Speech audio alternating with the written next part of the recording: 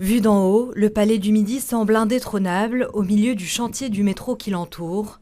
Un tunnel doit être construit juste en dessous et c'est justement là que réside tout le nœud du problème. Ce palais du Midi est un ouvrage particulier, bâti sur un terrain particulier qui est l'ancien lit de la Seine et qui est un terrain un peu meuble. Alors, on devait développer des techniques, comme on dit, de passage en sous-vol, passer en dessous.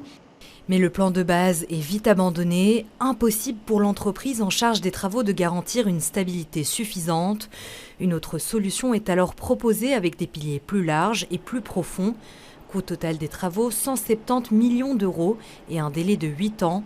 Pour la STIB, pas question d'accepter ces conditions.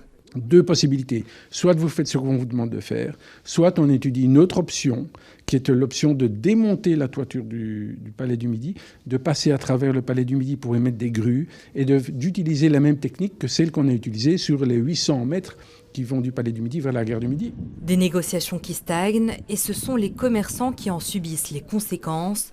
Le quartier en compte près de 300. Ceux directement en face des travaux ont déménagé dans des préfabriqués.